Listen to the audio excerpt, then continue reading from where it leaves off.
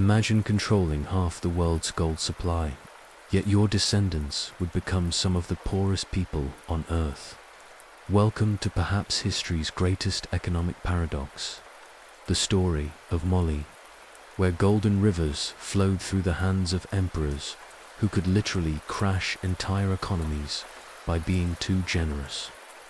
Tonight, we're going to explore how an empire built on unimaginable wealth somehow set the stage for modern poverty, and trust me, the irony is so thick you could mine it. Go ahead and turn those lights down, maybe put a fan on for that gentle hum, and settle in as we journey back to a time when Africa was the center of the world's economy, not its charity case.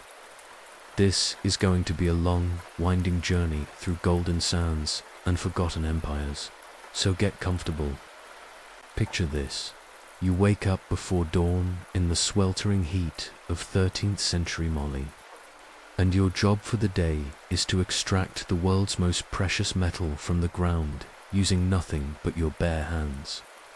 A wooden pan and prayers to ancestors you hope are watching over you.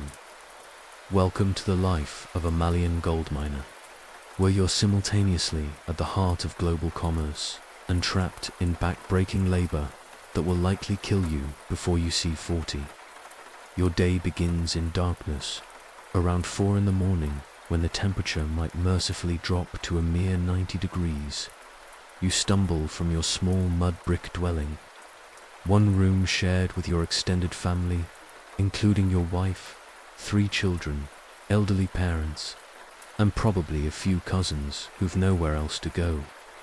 Privacy is a luxury that doesn't exist in your vocabulary. The walls are so thin that every cough, every whispered conversation, every restless turn in sleep creates a symphony of human existence that never stops. You grab your mining tools, and by tools, I mean a wooden bowl carved from baobab wood, a small iron knife if you're lucky enough to own one, and a piece of calabash gourd that serves as your water container. These 3 items represent your entire professional arsenal for extracting the metal that makes emperors and merchants across 3 continents fight wars and form alliances. The irony would be laughable if your empty stomach allowed for much laughter. The walk to the mining site takes about an hour through terrain that seems designed to punish human ambition. The ground alternates between loose sand that makes every step feel like you're walking through quicksand, and hard-packed earth that radiates heat like a cooking stone. Thorny acacia trees provide occasional patches of shade, but they're guarded by wasps, spiders, and the ever-present threat of snakes that blend perfectly with the landscape. Your mining location is along one of the many tributaries of the Niger River, where generations of your family have worked the same stretch of riverbank. The gold here doesn't come in the dramatic nuggets that populate modern imaginations. Instead, you're searching for dust. Tiny flakes that glitter for just a moment in your wooden pan before disappearing again among ordinary sand and river sediment. It's like trying to catch starlight with a fishing net, except your family's survival depends on your success. The technique of gold panning in medieval Mali was both art and endurance test. You fill your wooden bowl with river sediment, add water, and then begin the rhythmic swirling motion that will define your entire day. The motion must be precise, just vigorous enough to keep the heavier gold particles from washing away, but gentle enough not to lose them entirely. Too aggressive and you've wasted hours of potential income. Too gentle and you'll never separate the gold from ordinary sand. This swirling motion, repeated thousands of times per day, destroys your body in ways that compound over years. Your lower back aches constantly from bending over the water. Your shoulders burn from the repetitive circular movements. Your hands develop calluses so thick they crack and bleed. But you can't stop working because infected hands mean no income, and no income means your family doesn't eat. The sun, meanwhile, has no mercy. By 8 in the morning, it's already approaching temperatures that would make a blacksmith's forge seem comfortable. The reflection off the water doubles its intensity, creating a heat so overwhelming that many miners suffer from what we'd now recognize as severe heat exhaustion. You drink constantly, but the water is the same river water you're mining in, which means you're regularly consuming the intestinal parasites, bacteria, and various forms of contamination that make dysentery a constant companion. Your hands spend the entire day submerged in water, but this isn't the refreshing relief it might seem. The constant wet and dry cycle causes your skin to crack and peel. Small cuts become infected easily in the tropical climate, and infection in medieval Mali often meant death. You've learned to work despite pain that would hospitalize a modern person, because stopping work means watching your children grow thin and weak. The social dynamics of mining sites added another layer of complexity to your already difficult existence. Mining rights were controlled by local chiefs who demanded tribute, usually in the form of gold dust, from everyone working their territory. These tributes weren't fixed amounts. They were arbitrary demands that could change based on the chief's mood, his current financial pressures, or simply his desire to test how much he could extract from desperate miners. Competition among miners was fierce but rarely violent, simply because everyone was too exhausted for conflict. However, the psychological pressure was enormous. If the miner working 50 feet downstream from you consistently found more gold, it didn't mean he was more skilled or lucky. It meant your family would go hungry while his prospered. This created a constant undercurrent of anxiety that made every successful pan feel like temporary relief rather than genuine success. The gold you extracted didn't belong to you in any meaningful sense. As a miner, you were typically allowed to keep a small percentage of what you found, usually around 10 to 20%, with the rest going to various levels of authority above you. The local chief took his share. The regional governor demanded tribute. Traveling merchants required their percentages, and the emperor's tax collectors expected their portion. By the time everyone else had taken their cut, you might be left with enough gold dust to buy food for your family for a few weeks. Food, speaking of which, was another daily challenge that compounded your mining difficulties. The region around the goldfields wasn't particularly fertile, and most food had to be transported from agricultural areas, which meant it arrived expensive and often partially spoiled. Your typical diet consisted primarily of millet porridge, occasionally supplemented with dried fish if you'd had a particularly good mining week. Meat was a luxury that might appear a few times per year, usually during religious festivals when the community pooled resources. The malnutrition caused by this limited diet made the physical demands of mining even more punishing. Your body was trying to perform intensive manual labor on a diet that barely provided subsistence calories. Protein deficiency meant that injuries healed slowly, if at all. Vitamin deficiencies led to problems with night vision, making your pre-dawn walks to the mining site dangerous exercises in navigation through complete darkness. Water, ironically, was another constant problem despite working next to a river all day. The Niger River and its tributaries carried diseases that made drinking directly from them dangerous. But boiling water required fuel, usually wood or charcoal, which cost money that miners rarely possessed. Most miners drank the river water despite knowing the risks, because dehydration would kill them faster than dysentery. The seasonal nature of gold mining added another layer of uncertainty to your existence. During the dry season, river levels dropped, concentrating gold deposits and making mining more productive, but also making the work more physically demanding as you had to dig deeper and work in more confined spaces. During the rainy season, Flooding could wash away weeks of work in a single storm, while also making the simple act of reaching mining sites dangerous or impossible.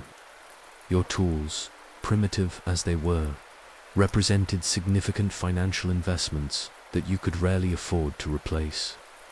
A wooden mining bowl might cost several days' worth of gold dust, and if it cracked or broke during work, you faced the choice between continuing to work with compromised equipment or stopping work entirely, while you figured out how to afford a replacement. Iron tools were even more expensive, often costing weeks of successful mining to purchase.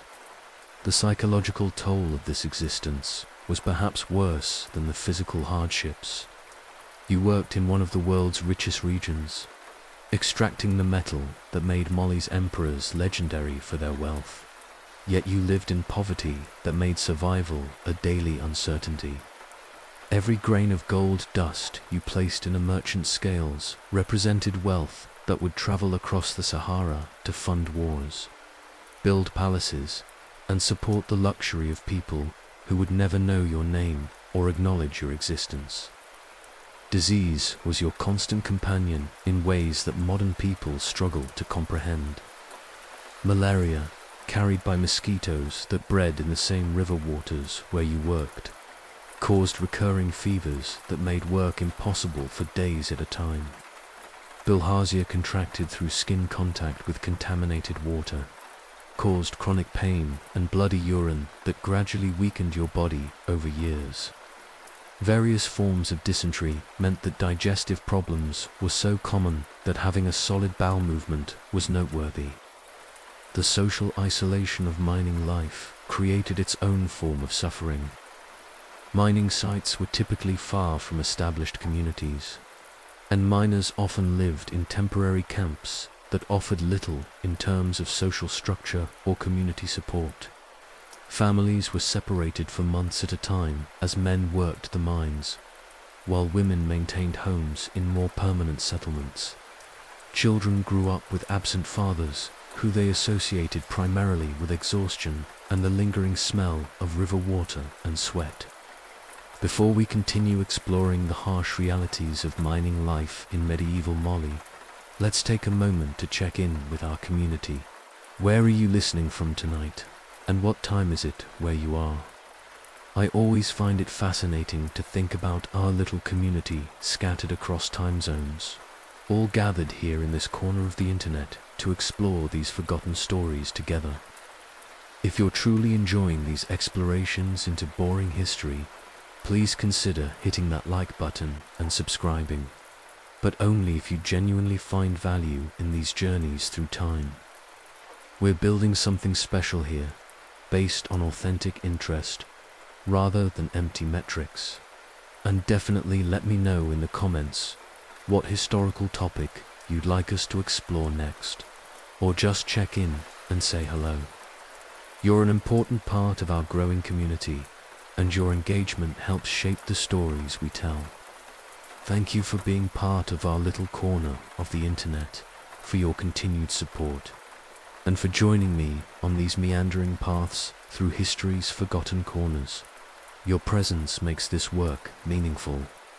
Religious beliefs provided some comfort in this harsh existence, but they also added additional pressures and obligations. Islam had begun spreading through Mali during this period, but traditional African religious practices remained strong, especially in rural mining areas. This meant that miners often felt obligated to observe both Islamic prayers and traditional ceremonies, honoring ancestral spirits and local deities associated with rivers and the earth. These dual religious obligations meant additional time commitments and financial obligations that further strained already limited resources. Islamic prayers required stopping work 5 times daily, while traditional ceremonies demanded contributions of food, gold dust, or labor that miners could barely afford.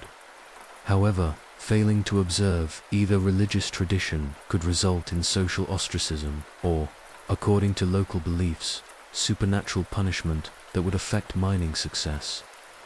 The constant threat of violence added another dimension to mining life that created persistent anxiety. While Mali was generally stable during its peak years, the gold mining regions attracted raiders, bandits, and competing groups who saw isolated miners as easy targets. Mining camps developed elaborate warning systems and defensive strategies, but these required time and energy that further reduced actual mining productivity. Slave raids were a particular concern in mining regions, as captured miners could be sold to merchants heading north across the Sahara, or put to work in mining operations under even worse conditions than free miners endured. The threat of enslavement meant that miners had to balance the isolation necessary for successful mining with the safety that came from staying close to larger communities. The economic structure of gold mining in Mali created a system where those who did the actual work received the smallest share of the profits, while those who controlled access to mining sites, transportation routes, and markets accumulated enormous wealth. This wasn't unique to Mali, but the extreme disparity between the wealth generated by gold mining and the poverty of actual miners was particularly stark. Weather represented another constant enemy in your daily struggle for survival. The sun's intensity during midday hours made continued mining physically dangerous, but stopping work during these hours meant losing precious daylight that could be used for extracting gold. Many miners developed heat-related illnesses that became chronic conditions, affecting their ability to work effectively even during cooler parts of the day. Sandstorms, common during certain seasons, could shut down mining operations for days while filling mining sites with sand that required additional labor to remove. These storms also damaged tools, contaminated food supplies, and created respiratory problems that affected miners for weeks after the storms passed. The isolation of mining sites meant that medical care was essentially non-existent. Injuries that would be minor inconveniences with proper treatment became life-threatening emergencies in the context of mining camps. A broken bone meant months of inability to work, during which time families faced starvation. Infected wounds could lead to amputations performed without anesthesia, or, more commonly, to death from sepsis. Women in mining communities faced additional challenges that compounded the general hardships of mining life. They were often responsible for maintaining households while their husbands worked the mines, but they also frequently participated in mining activities, particularly the tedious work of sorting through sediment to identify tiny particles of gold that men might have missed.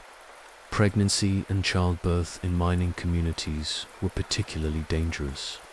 The combination of malnutrition, physical stress, and lack of medical care meant that maternal mortality rates were extremely high. Children born in mining communities faced health challenges from birth, including exposure to the same contaminated water sources that affected adults, and malnutrition that stunted physical and cognitive development. The economic volatility of gold mining meant that families could never achieve financial security. A good day of mining might provide enough income to eat well for a week, but a series of unsuccessful days could quickly lead to starvation. This uncertainty made long-term planning impossible and created a constant state of anxiety about the future. The social hierarchy within mining communities reflected the broader inequalities of Malian society, but in compressed and intensified forms. Experienced miners who had learned the most productive techniques, or who had established relationships with successful merchants, might achieve slightly better living conditions, but even the most successful miners lived in poverty by any reasonable standard. Your day of mining would typically end around sunset, not because you'd extracted enough gold to meet your needs, but because working in darkness was too dangerous and unproductive. The walk home took you through the same punishing terrain you'd crossed that morning. But now your body was exhausted from 12 hours of repetitive manual labor under brutal heat. Evenings were spent maintaining your few possessions, preparing the small amount of food your day's work had earned, and trying to find some relief from the physical pain that had become your constant companion. Sleep, when it came, was frequently interrupted by the effects of malnutrition, heat, and the various illnesses that plagued mining communities. The psychological impact of this existence, day after day, year after year, was perhaps the cruelest aspect of life as a Mali gold miner. You were participating in an economic system that generated incredible wealth and supported one of the world's most powerful empires. Yet you lived in conditions that made basic survival a constant struggle. The gold you extracted with such difficulty and suffering traveled to distant lands where it purchased luxuries and funded projects that you could never imagine, while you wondered whether tomorrow's work would provide enough food for your family.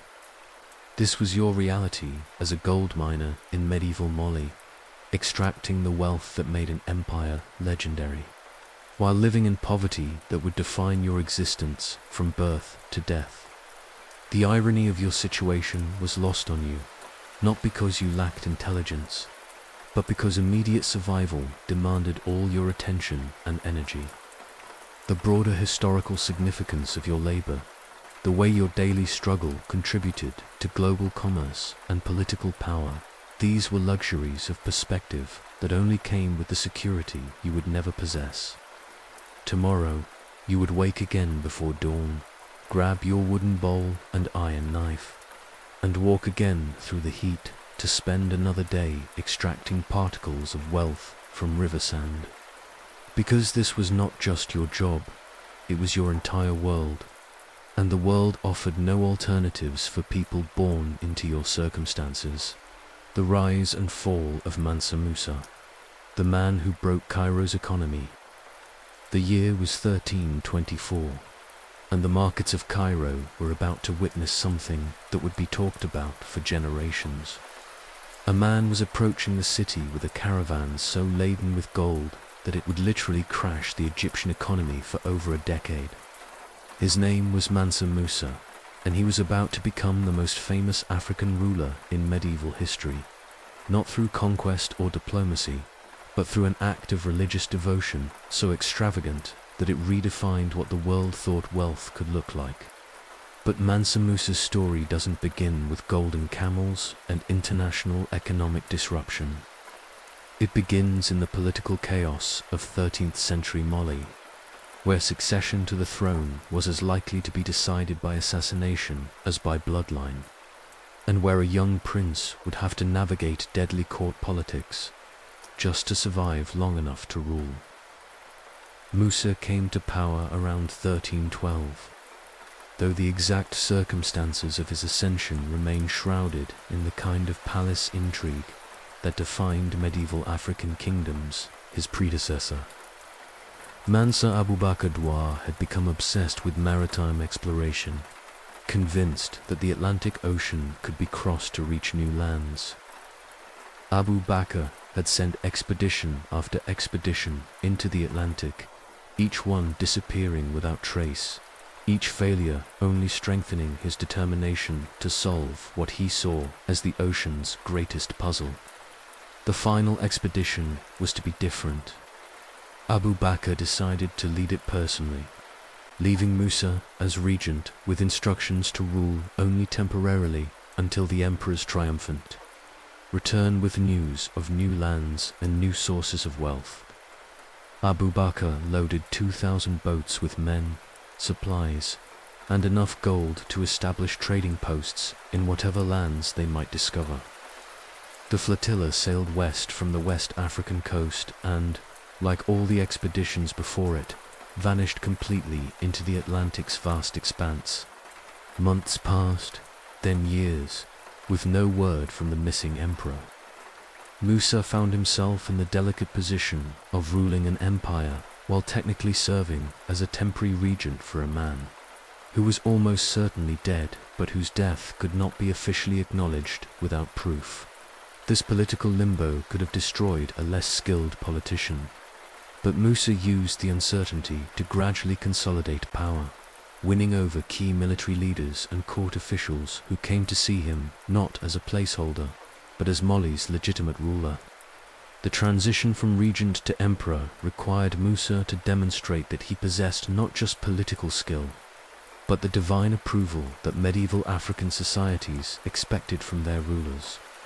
He did this through a combination of military success, economic expansion, and religious devotion that established him as one of history's most effective rulers, though his methods often involved a ruthlessness that his later reputation for piety tends to obscure. Mali, under Musa's rule, controlled the sources of both gold and salt, the two commodities that drove trans-Saharan trade and made the empire's wealth possible.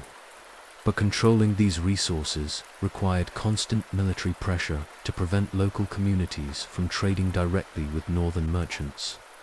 Bypassing Mali's taxation system, Musa's armies regularly raided mining communities and salt production sites, not to conquer them outright, but to remind local leaders that Mali's protection came with non-negotiable economic obligations. The gold that would later amaze Cairo and Alexandria came from hundreds of mining sites scattered across Mali's territory, each one controlled through a combination of local alliances and military intimidation. Musa's genius lay not in discovering new sources of wealth, but in creating a system that channeled existing wealth through his capital at Niani, where royal officials could tax, regulate, and profit from every transaction. Salt, less glamorous than gold but equally valuable in medieval Africa, came primarily from mines in the Sahara that operated under conditions that made gold mining look comfortable. Workers in salt mines faced not just heat and physical exhaustion, but the additional challenge of environments so dry and chemically harsh that extended exposure caused serious health problems. Musa's control over these mines gave him leverage over communities throughout West Africa that depended on salt for food preservation and basic nutrition. The taxation system that funded Musa's later extravagances was both ingenious and oppressive, designed to extract maximum revenue while maintaining the cooperation of local rulers, who might otherwise organize resistance to Mali's dominance. Local chiefs were allowed to maintain authority over their immediate territories, but they were required to remit fixed percentages of all gold, salt, and other valuable goods to Mali's provincial governors, who in turn sent portions to the imperial capital. This system created multiple layers of administrative corruption that Musa had to constantly monitor and control. Provincial governors were tempted to underreport the wealth they collected, keeping larger shares for themselves. Local chiefs tried to hide production from Mali's tax assessors, often moving mining operations to more remote locations. Merchants attempted to establish direct trade relationships that bypassed Mali's taxation entirely. Musa's response to these challenges established him as a ruler who combined remarkable administrative skill with a willingness to use extreme violence when his authority was challenged. Military expeditions under Musa's rule served multiple purposes beyond simple conquest. They demonstrated Mali's power to potential rebels, secured trade routes against bandit activity, and captured slaves who could be sold to trans-Saharan merchants or put to work in Mali's mines and agricultural projects. These expeditions also served as training exercises for Mali's military, keeping soldiers experienced in combat and loyal to an emperor who provided them with regular opportunities for profit through raiding and conquest. The decision to undertake the Hajj, the pilgrimage to Mecca that would make Musa internationally famous, emerged from a combination of genuine religious devotion and calculated political strategy. Islam had been spreading through Mali's elite for several generations, but traditional African religious practices remained strong among the general population. Musa's public embrace of Islam, demonstrated through the most visible religious act possible in the medieval Islamic world, was designed to strengthen his legitimacy both within Mali and in his relationships with Muslim merchants and rulers across North Africa and the Middle East. The preparation for Musa's Hajj required months of planning that demonstrated the extraordinary administrative capabilities of Mali's government. The caravan that would accompany Musa to Mecca included an estimated 60,000 people, including soldiers, servants, merchants, religious scholars, and members of Mali's court, who saw the pilgrimage as an opportunity to establish international connections that could benefit their own careers and business interests. The logistics of moving 60,000 people across the Sahara Desert required coordination that challenged the organizational capabilities of medieval governments. Food and water had to be arranged at regular intervals along a route that passed through some of the world's most inhospitable terrain. Camels had to be purchased, trained, and loaded with supplies that included not just necessities for the journey, but gifts and trade goods intended to demonstrate Mali's wealth to the rulers and merchants Musa would encounter. The gold that Musa brought on his pilgrimage represented an accumulation of wealth that had taken decades to collect through Mali's taxation system. Contemporary accounts describe 80 to 100 camel loads of gold dust, each load weighing approximately 300 pounds, meaning that Musa's caravan carried somewhere between 12 and 15 tons of gold. To put this in perspective, this represented roughly 10% of the world's total gold supply at the time, controlled by a single individual for a single journey. The journey to Mecca took Musa through Cairo, then the largest city in the Islamic world and a center of international trade that connected Africa, Asia, and Europe. Cairo's markets had seen caravans from across the known world, but nothing had prepared the city's merchants and officials for the display of wealth that Musa brought with him. Contemporary chroniclers describe scenes that bordered on the surreal, with Musa distributing gold so freely that the metal's value in Cairo's markets collapsed almost immediately. The economic disruption Musa caused in Cairo was unprecedented in the medieval world's experience with monetary policy. Gold's value dropped so dramatically that prices for goods purchased with gold became wildly inflated, while items bought with other currencies remained stable.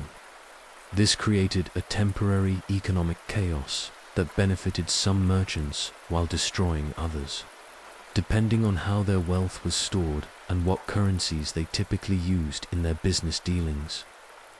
Musa's generosity in Cairo wasn't entirely altruistic or religiously motivated. He was also conducting a form of economic diplomacy, demonstrating Mali's wealth to merchants and officials who could spread word of the empire's prosperity throughout the Islamic world. This publicity would encourage more merchants to make the dangerous journey across the Sahara to trade in Mali's markets, bringing with them goods, ideas, and technologies that would benefit Musa's empire. The religious aspects of Musa's pilgrimage were genuine, but they were complicated by the practical realities of traveling with such an enormous entourage. Islamic law requires pilgrims to demonstrate humility and spiritual devotion. But Musa's caravan was a display of temporal power that seemed to contradict these ideals. He resolved this tension by using his wealth to fund religious and charitable activities throughout his journey, building mosques, supporting Islamic schools, and providing assistance to other pilgrims who lacked the resources for comfortable travel. In Mecca itself, Musa's presence created diplomatic challenges that required careful navigation. The Mamluk Sultan of Egypt, who controlled the holy cities of Mecca and Medina, was simultaneously impressed by Musa's wealth and concerned about the political implications of such a powerful ruler making direct contact with other Islamic leaders. Musa's pilgrimage was thus both a religious journey and a diplomatic mission that required him to balance spiritual obligations with political necessities. The return journey from Mecca to Mali presented different challenges than the outward trip. Musa had distributed so much gold during his travels that his caravan's resources were significantly depleted, forcing him to borrow money from Egyptian merchants to fund the journey home. This reversal from spectacular generosity to temporary financial need humanized Musa in the eyes of contemporary observers and added an element of dramatic irony to his story that chroniclers found irresistible. The borrowing incident also demonstrated that even Musa's extraordinary wealth had limits, and that his generous distribution of gold during the pilgrimage had been a calculated risk that came close to creating serious financial problems for his return journey. The fact that he was able to borrow against his reputation and promise of future payments showed that his display of wealth had successfully established Mali as a reliable trading partner in the eyes of international merchants. Back in Mali, Musa's return from the Hajj marked the beginning of an ambitious building program that would transform the empire's major cities and establish Mali as a center of Islamic learning and architecture. The mosques and schools he commissioned were designed not just to serve religious functions, but to demonstrate Mali's commitment to Islamic civilization and to attract scholars, merchants, and diplomats from across the Islamic world. The most famous of these projects was the expansion of Timbuktu into a major center of learning, with libraries and universities that would eventually house hundreds of thousands of manuscripts, covering subjects ranging from Islamic theology to mathematics, astronomy, and literature. These institutions served both educational and economic functions, as the scholars they attracted brought with them knowledge of new technologies, trade practices, and administrative techniques that strengthened Mali's government and economy. Musa's architectural projects required materials and craftsmen that had to be imported from across North Africa and the Middle East, creating new trade relationships that further integrated Mali into international economic networks. The construction projects also provided employment for thousands of Mali's citizens, from skilled craftsmen to manual laborers, creating a domestic economic boom that strengthened Musa's popularity among his subjects. The administrative reforms Musa implemented after his return from Mecca reflected his exposure to governmental practices in Egypt and other Islamic states he had visited during his pilgrimage. He established new courts to handle commercial disputes according to Islamic law, created standardized weights and measures to facilitate trade, and developed a more sophisticated taxation system that was better able to track and collect revenues from Mali's expanding economy. These reforms also included new military organizational structures that made Mali's armies more effective in controlling the empire's vast territory. Musa established permanent garrisons in key locations, created supply systems that could support extended military campaigns, and developed intelligence networks that provided early warning of potential rebellions or external threats. The later years of Musa's reign were marked by increasing challenges that tested the governmental systems he had developed. Succession disputes within Mali's ruling family created political instability that required constant attention and occasional military intervention. External threats from neighboring kingdoms forced Musa to maintain expensive military campaigns that drained resources needed for domestic development. Economic competition from new trade routes and alternative sources of gold began to reduce Mali's monopolistic advantages in trans-Saharan commerce. Musa's death around 1337 marked the end of Mali's period of greatest international prominence. Though the empire would continue to exist for several more centuries, his successors lacked both his political skill and his extraordinary personal wealth, and they were unable to maintain the delicate balance of local autonomy and imperial control that had made Musa's rule successful. The legacy of Musa's Hajj extended far beyond Mali's borders.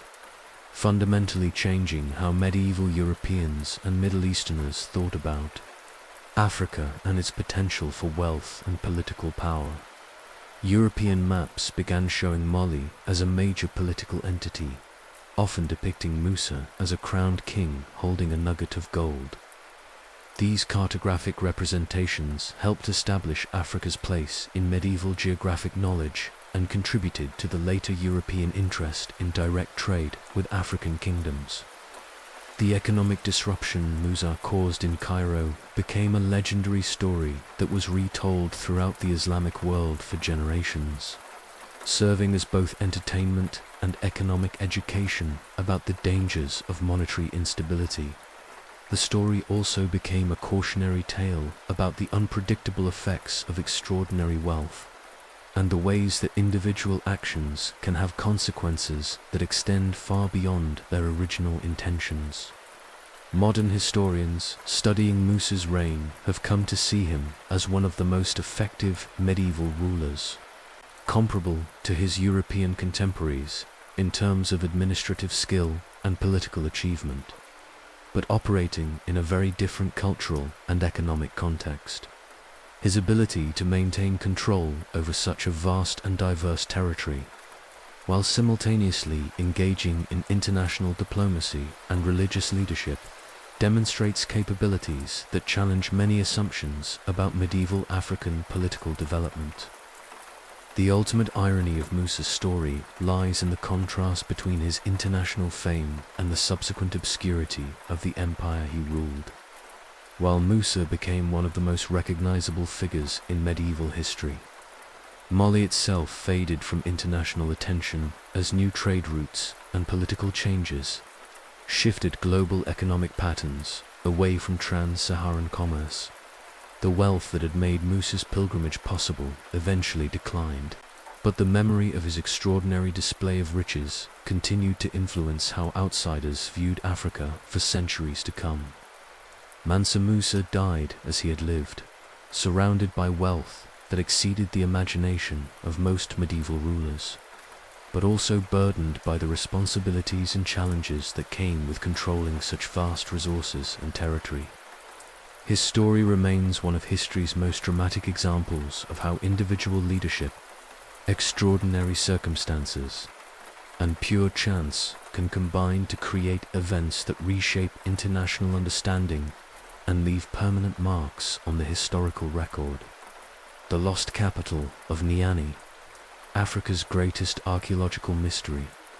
Deep in the forests of modern-day Guinea lies one of archaeology's most frustrating mysteries, a puzzle that has consumed researchers for over a century and continues to mock our attempts at historical understanding.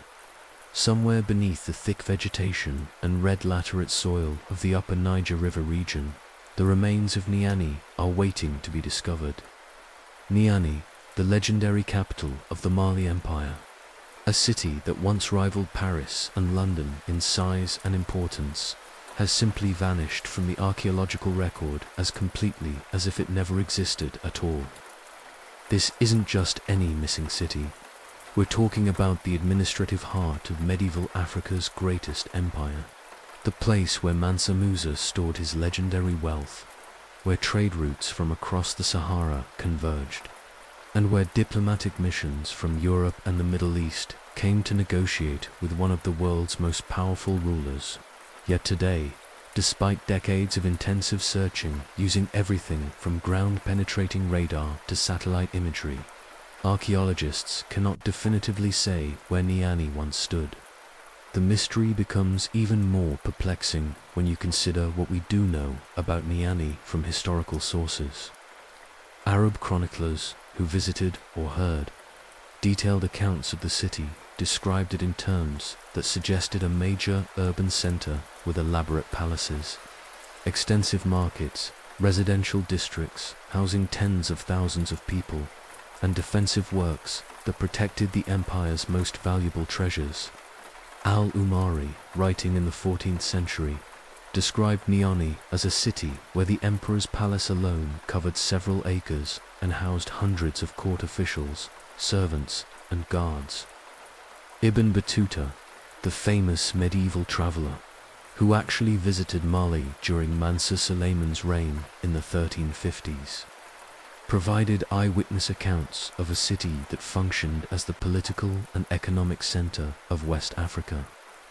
His descriptions mention wide streets, substantial buildings constructed from local stone and mud brick, and commercial districts where merchants from North Africa, Egypt, and even distant Europe conducted business worth fortunes in gold, salt, ivory, and slaves. Yet when modern archaeologists began searching for Niani in the early 20th century, they found virtually nothing that matched these historical descriptions.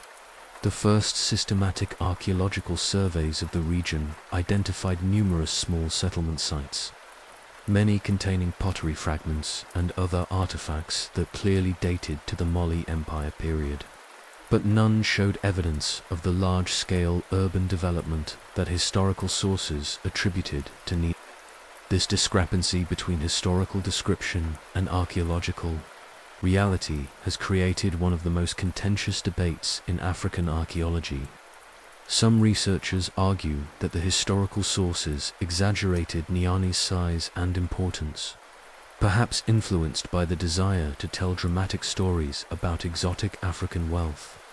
Others maintain that Niani was indeed a major urban center, but that its remains have been destroyed by centuries of tropical weathering, agriculture, and natural vegetation growth.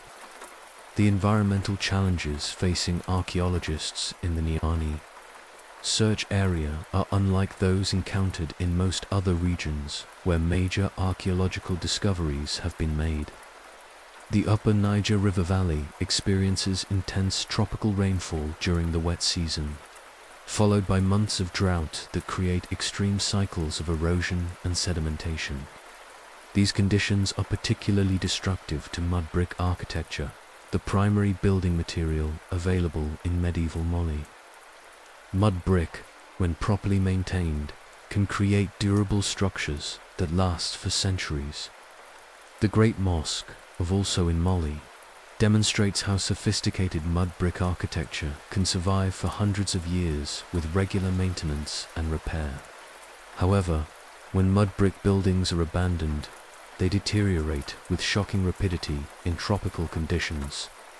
Within a few decades, substantial structures can erode into low mounds of earth that are virtually indistinguishable from natural landscape features.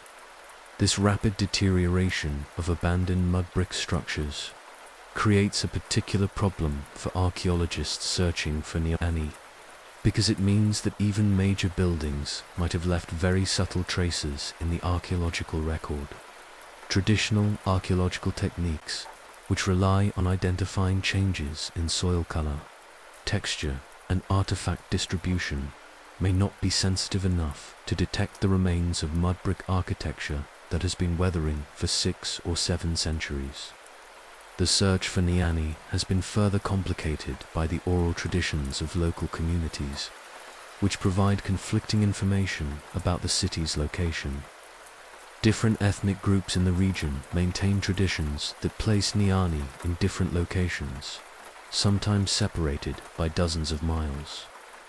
These oral traditions are clearly based on genuine historical memories, but they've been transmitted through so many generations that their geographical precision has become unreliable.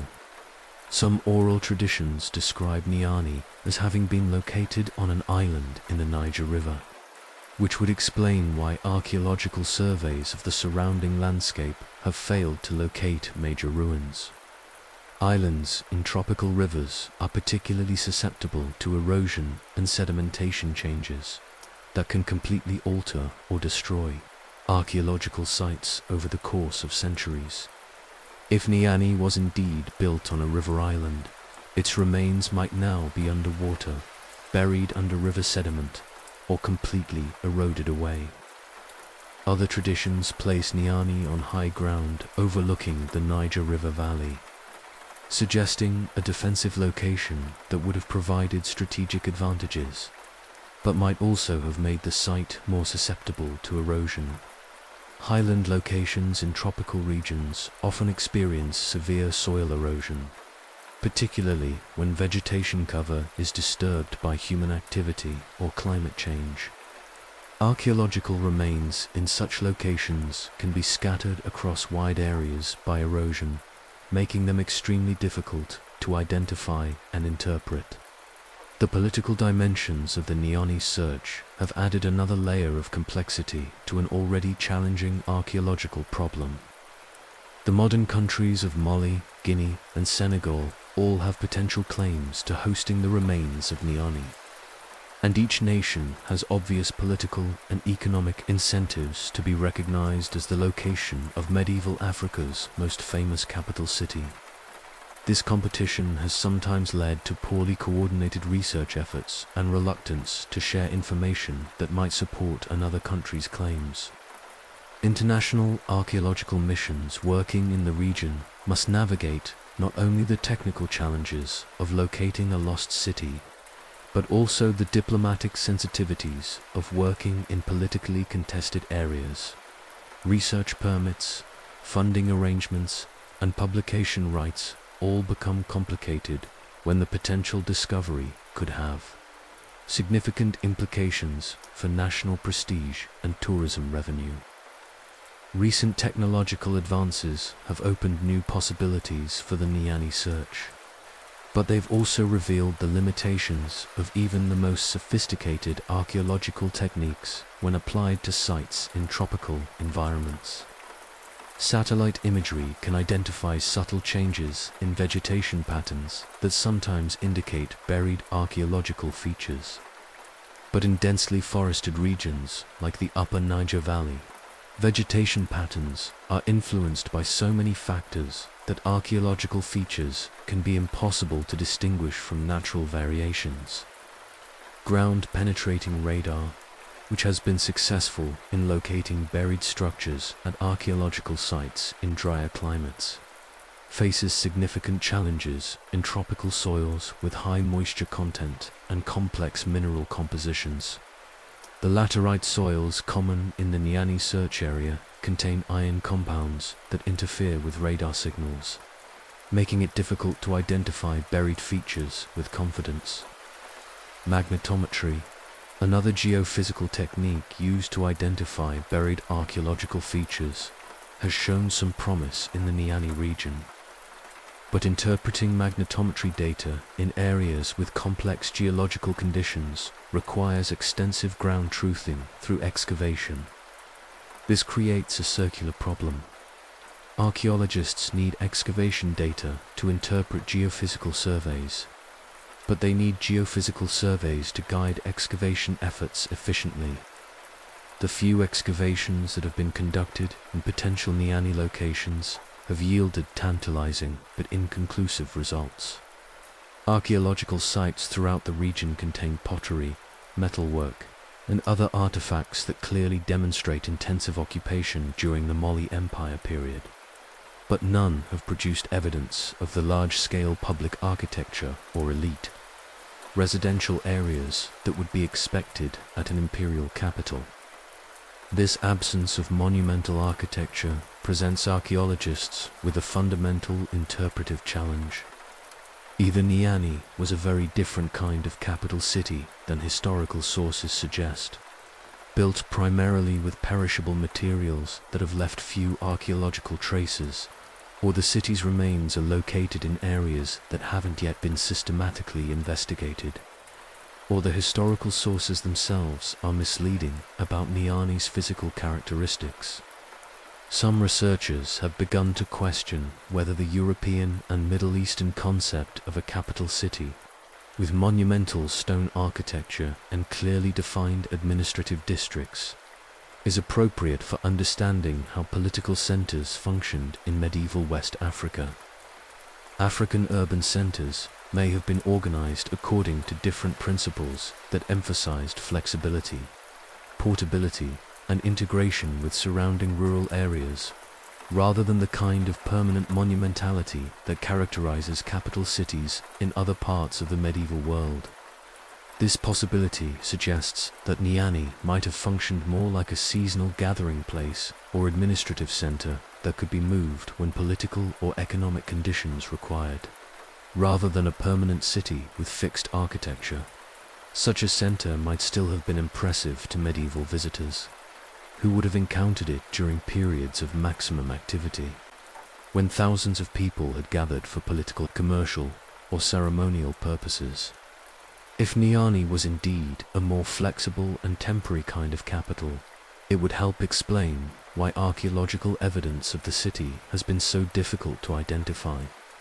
Temporary or seasonal settlements leave very different archaeological signatures than permanent cities, and traditional archaeological techniques may not be well suited to identifying such sites, particularly in tropical environments where organic materials decompose rapidly. The mystery of Niani's location has broader implications for our understanding of medieval African political and economic systems. The city's apparent invisibility in the archaeological record raises questions about how imperial power was organized and displayed in medieval West Africa, and whether our assumptions about the nature of political centers in pre-colonial Africa are based too heavily on models derived from European and Middle Eastern examples. Recent research has begun to focus on the possibility that Mali's imperial system was based on networks of smaller centers rather than a single dominant capital, with Niani serving as the most important node in this network rather than as a conventionally centralized capital city. This model would be consistent with African political traditions that emphasized consensus building and distributed authority, and it would also help explain why no single archaeological site has yielded clear evidence of being medieval Africa's greatest city. The search for Niani has also revealed the extent to which medieval African cities depended on organic materials that leave minimal archaeological traces. Wood, leather, textile, and other perishable materials would have been essential components of even the most impressive medieval African architecture. But these materials decompose completely in tropical conditions, leaving behind only subtle changes in soil chemistry that are extremely difficult to detect and interpret. Contemporary accounts of Niani describe elaborate decorated interiors, ornate furnishings, and artistic displays that would have required sophisticated craft production and extensive trade networks. However, if these artistic and architectural achievements were primarily created from organic materials, they would have vanished from the archaeological record as completely as if they had never existed, leaving behind a misleading impression of cultural simplicity. The implications of this preservation bias extend beyond the specific case of Niani to affect how we understand medieval African civilization more generally. Archaeological evidence provides our most direct access to past societies. But if that evidence systematically underrepresents the achievements of societies that worked primarily in perishable materials, our historical understanding becomes fundamentally distorted. Modern DNA analysis of soil samples from potential Niani sites has begun to provide new insights into past human activity in the region. Soil DNA can preserve traces of human occupation, animal husbandry, and agricultural activity for centuries, even when conventional archaeological evidence is absent. This technique is still in its early stages of development for archaeological applications, but initial results from the Niani search area suggest intensive human activity at several locations during the medieval period. Environmental archaeology, which focuses on reconstructing past landscapes and climate conditions, has also contributed new perspectives on the Niani mystery. Analysis of pollen preserved in lake sediments and river deposits shows that the Upper Niger Valley experienced significant environmental changes during the Mali Empire period, including shifts in vegetation patterns and river course changes that could have affected the location and preservation of urban sites. These environmental changes may have been triggered by climate variations, but they were also influenced by human activities, including deforestation, agriculture, and mining. The environmental impact of a major urban center like Niani would have been substantial, potentially creating detectable changes in regional ecosystems that could help guide archaeological surveys, even if the city's physical remains are no longer visible.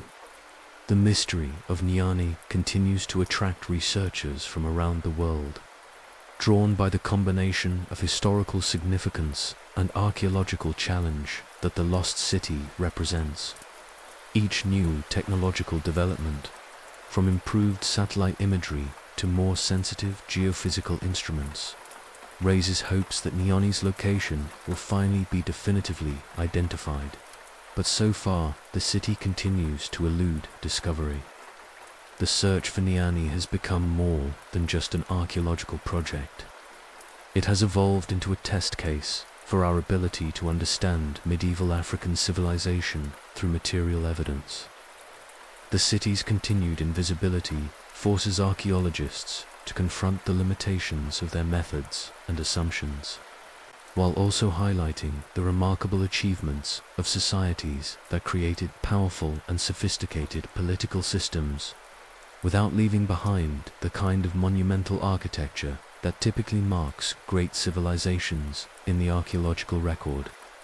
Whether Niani will eventually be found, or whether its remains have been so completely erased by time and tropical conditions that they will never be definitively identified.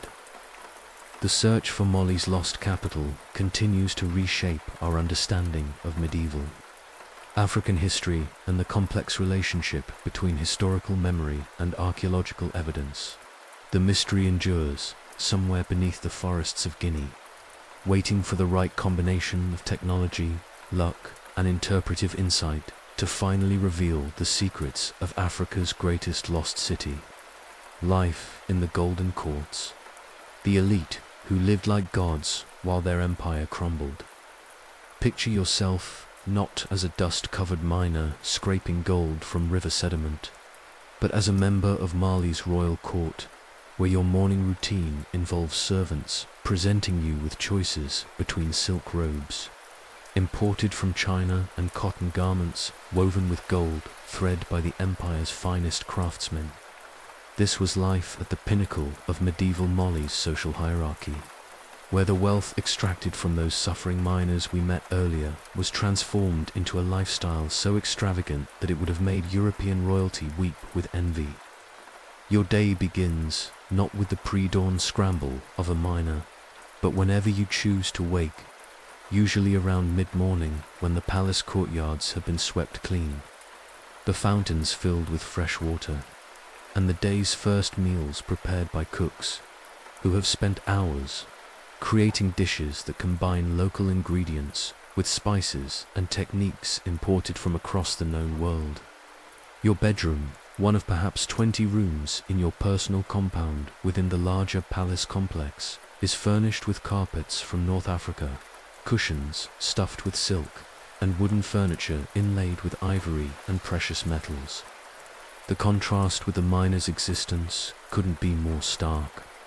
While they worried about finding enough gold dust to buy millet porridge, you faced the daily challenge of choosing between dozens of elaborate dishes, prepared by skilled cooks who understood cuisine as a form of art.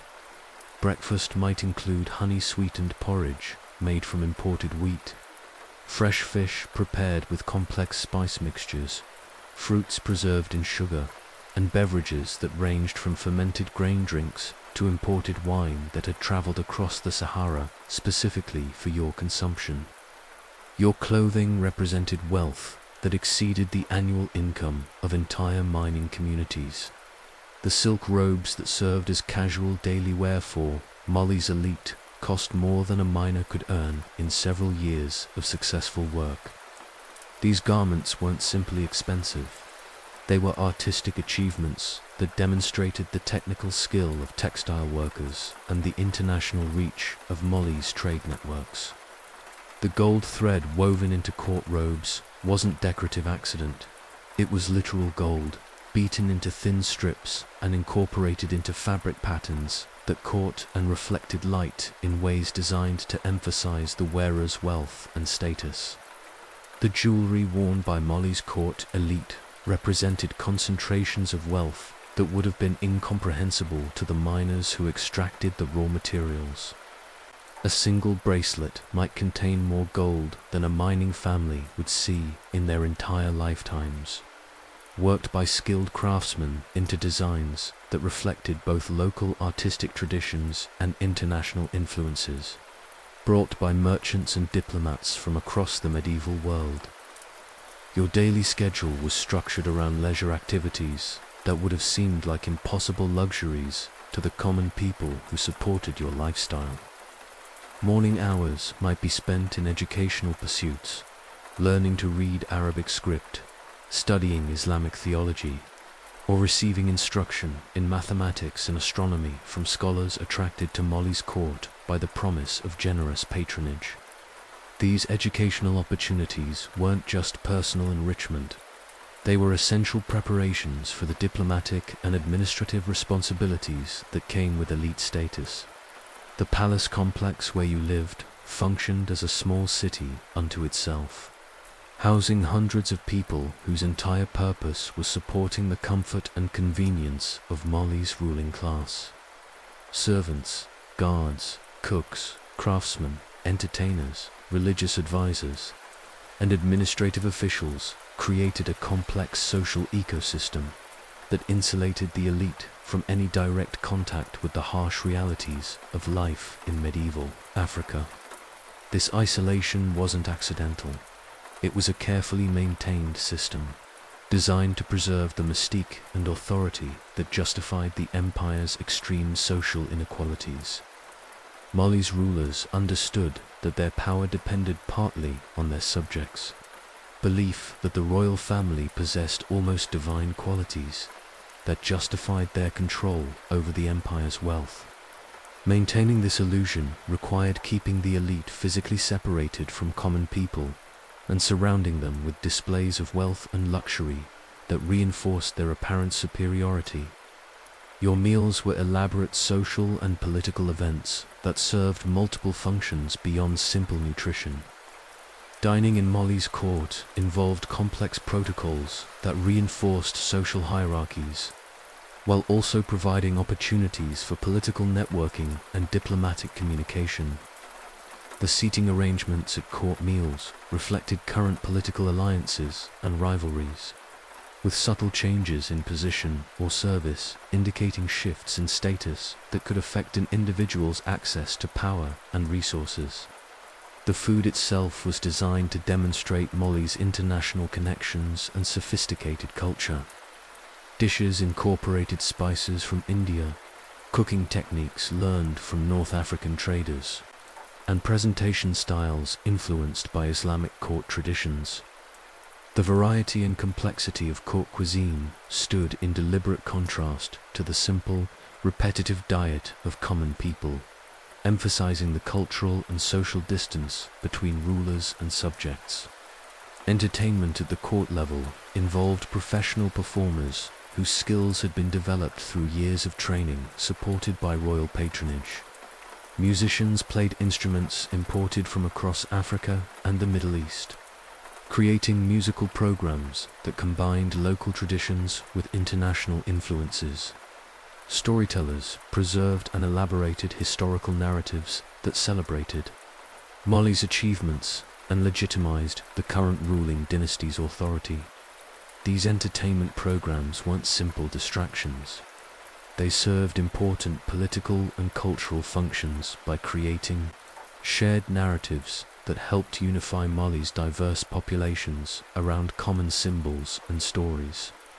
The oral traditions preserved by court entertainers also served as unofficial historical records, maintaining knowledge about past rulers, important events, and cultural practices that helped inform current political decisions. The architecture surrounding your daily life was designed to impress visitors, while providing comfortable living spaces that demonstrated Mali's wealth and sophistication. Palace buildings combined local building techniques with architectural elements borrowed from North African and Middle Eastern traditions, creating structures that were both functionally adapted to tropical conditions and symbolically connected to the broader Islamic world. The courtyards, gardens, and water features that characterized Mali's palace architecture weren't just aesthetic choices. They were technological achievements that required sophisticated engineering and constant maintenance, creating and maintaining green spaces and reliable water supplies in Mali's climate demonstrated the empire's ability to command resources and technical expertise that exceeded anything available to common people. Your daily routine included regular consultations with various advisors and specialists, whose presence at court reflected Mali's administrative sophistication and international connections. Legal scholars helped interpret Islamic law as it applied to commercial and political disputes. Military advisors provided intelligence about potential threats and opportunities for territorial expansion. Economic advisors analyzed trade patterns and tax revenues to optimize the empire's financial policies. These consultations weren't simply ceremonial activities. They were working sessions where real decisions were made about policies that affected millions of people throughout Mali's territory.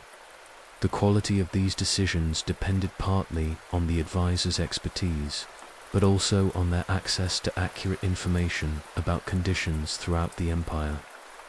This created a constant tension between the elite's physical isolation from their subjects and their need for reliable information about those subjects' activities and attitudes. The religious dimensions of elite life in Mali involved a complex balancing act between Islamic practices and traditional African spiritual beliefs. Court life included regular Islamic prayers, Quranic study, and consultation with Islamic legal scholars, but it also incorporated traditional ceremonies and rituals that connected the ruling family to local spiritual traditions and ancestral authority. This religious complexity wasn't simply personal preference. It was political necessity in an empire that included populations with diverse religious beliefs and practices. Mali's rulers had to demonstrate sufficient Islamic credentials to maintain their relationships with Muslim merchants and rulers in North Africa and the Middle East, while also showing respect for traditional African religions that remained influential among many of their subjects. The international dimensions of court life provided Mali's elite with perspectives on global politics and culture that were completely unavailable to common people. Diplomatic missions from Egypt, Morocco, and other Islamic states brought news, ideas, and luxury goods that kept Mali's court connected to international developments. These diplomatic relationships weren't just ceremonial exchanges. They were essential components of the trade relationships that made Mali's wealth possible. European contact with Mali, though limited during the empire's peak period, provided another window into international developments that influenced court culture and political strategy. The few European merchants and diplomats who reached Mali's court brought with them knowledge of European political and economic conditions that helped Mali's rulers understand their position in the broader global context. The educational opportunities available to Mali's elite created a sophisticated intellectual culture that combined Islamic scholarship with local traditions and international influences. Court libraries contained manuscripts covering subjects ranging from Islamic theology and law to mathematics, astronomy, medicine, and literature. These intellectual resources weren't just status symbols. They were practical tools that helped Mali's rulers make informed decisions about complex political and economic challenges. The artistic patronage provided by Mali's elite supported craftsmen and artists, whose work contributed to a distinctive cultural tradition that combined local and international elements. metalwork, textile production, architectural decoration, and other artistic activities created objects and spaces that reflected Mali's wealth, while also expressing cultural values and aesthetic preferences that distinguished Malian civilization from its neighbors. However, this extraordinary lifestyle of Mali's elite contained the seeds of the empire's eventual decline. The extreme concentration of wealth at the court level created economic inefficiencies that gradually weakened Mali's competitive position in international trade. Resources that might have been invested in infrastructure, military modernization, or economic development were instead consumed by luxury consumption that provided immediate gratification but little long-term benefit. The social isolation of Mali's elite also contributed to political problems that eventually undermined the empire's stability. The physical and cultural distance between rulers and subjects made it difficult for the court to understand and respond effectively to changing conditions throughout Mali's territory. Popular discontent, economic problems, and external threats were often invisible to rulers who lived in carefully maintained bubbles of luxury and flattery. The succession disputes that plagued Mali's later period partly reflected the corrupting effects of extreme wealth and privilege on the ruling family's political judgment. Potential heirs who had grown up in environments of unlimited luxury and deference were often poorly prepared for the practical challenges of imperial leadership. The skills needed to maintain Mali's complex political and economic systems weren't automatically developed through lives of comfort and privilege. The administrative corruption that gradually weakened Mali's governmental effectiveness was also partly a consequence of the elite lifestyle that made corruption both tempting and seemingly victimless. Officials who lived in luxury found it easy to rationalize taking additional wealth from the system, particularly when their theft primarily affected distant common people whose suffering was invisible from the palace courtyards. The military vulnerabilities that eventually allowed rival powers to challenge Mali's dominance reflected the elite's preference for defensive strategies that protected their comfortable lifestyle rather than offensive operations that might have strengthened the empire's long-term position.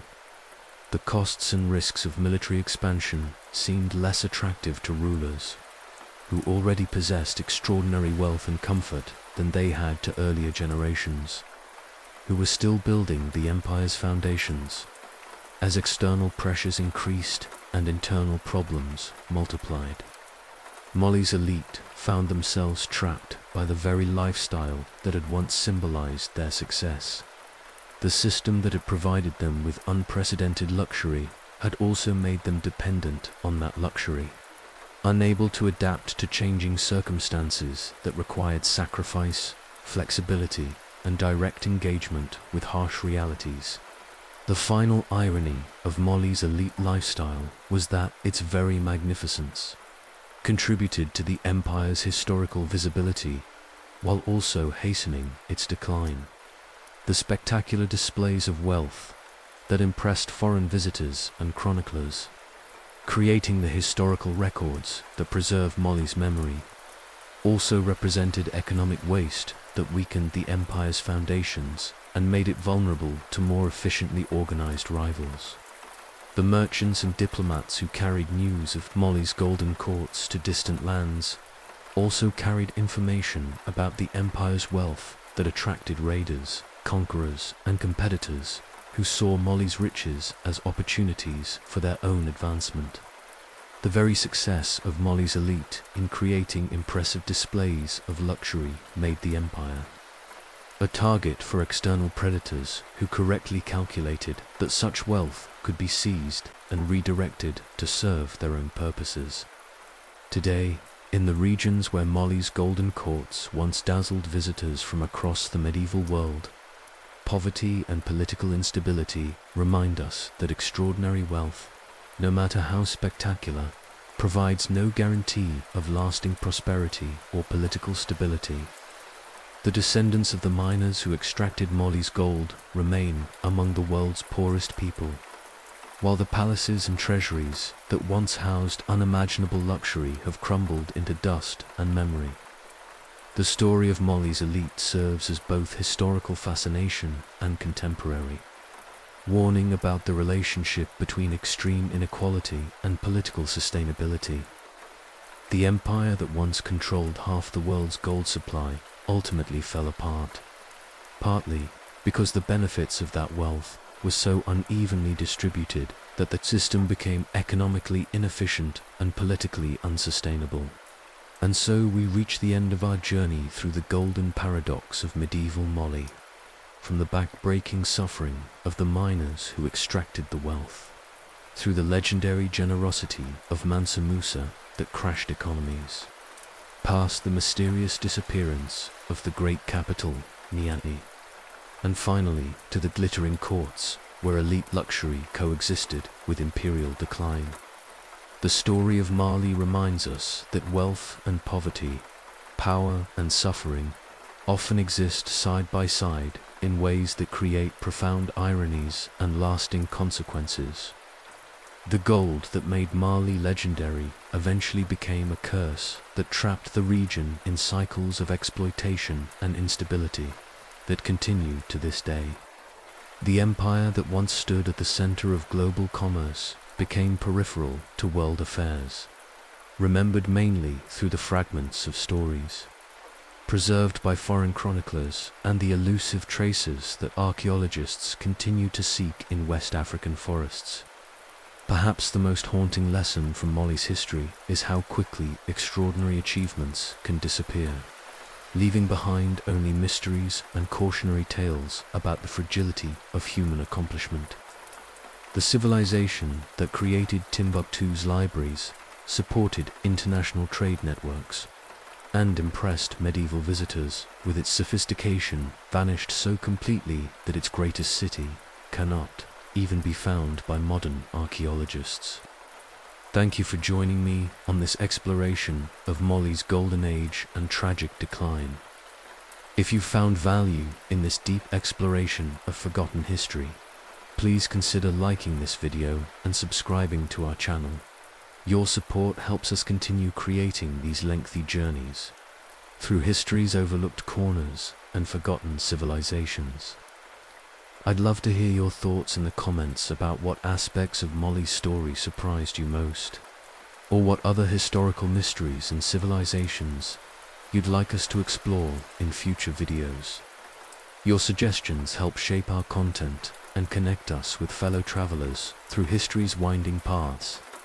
Until next time, sleep well, dream of golden empires and lost cities, and remember that even the mightiest civilizations leave behind more questions than answers.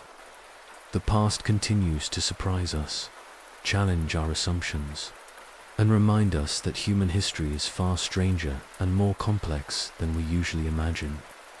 Good night from our little corner of the internet, where boring history comes alive through the power of detailed exploration and shared curiosity about the remarkable stories hidden in time's depths.